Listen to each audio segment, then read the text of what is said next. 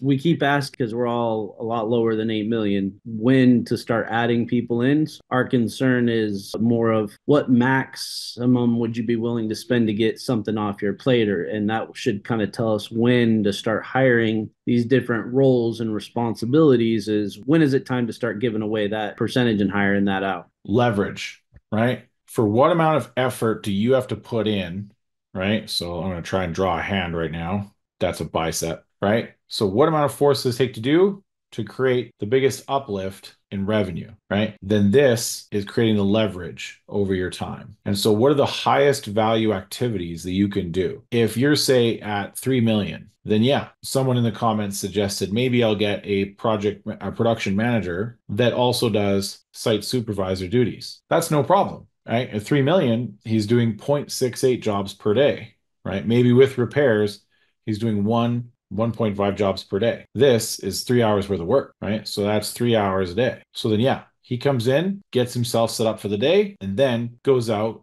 and does site supervisor. So he's checking on jobs, he's checking on crews, knocking on doors of the neighbors, making sure that they're happy, that they're enjoying the process. He's just a production manager. He wants to make sure they're happy. If they have any questions or want to get an install, they can scan this QR code, right? Or he can give them the card, hey, send a lead, but try and get the lead, right? And that's what he's doing for the remaining three to 4 hours a day. Because at this point, yeah, production manager can create where is his most time, right? The highest leverage he has is at the beginning of the day, setting up the day properly and understanding what's about to happen throughout the day. You know what the crews are doing in the morning, setting up the site, ripping off the roof. If he's doing this for 3 hours a day, well, when he gets out there actually checking on jobs and going on what? He's checking on one job a day, two a day max. Well, then he's checking to make sure they're being prepped and installed properly, right? Making sure they have the requisite materials if there's any change orders that happen or needs to go drop them off some plywood. So then that lower value activity he's doing after. But if you're trying to do it all as an owner, right? And if you're trying to be CEO,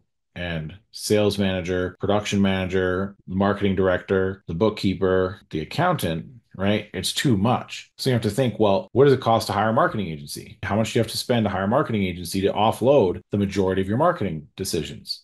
That's like a blue cost. Then if you look at the bookkeeper, that's like a red cost. It's a waste of your time. It's mostly pushing paper around. Accounting, kind of like a blue cost. You should probably get accounting done by someone else. Bookkeeper for sure. And then when you think of like, oh, production management and sales management, well, which one makes you money, right? This one, because without this, you don't have a need for that. So this is the last thing that you should let go of, right? And then you're still CEO, so you're still leading and managing the company, but then you also have to think that requires you to be hiring, right? This job still requires you to be managing relationships with the suppliers and vendors and stuff like that, right? But some of that comes down to CEO tasks because the four corners of running a business is going to be innovative campaigns, leadership development, systems and processes, and business development, right? Those are the four corners of being a CEO. So innovative campaigns, you get to work with your marketing director or your marketing company on that. Leadership development, CEO tasks, you never want to get rid of that.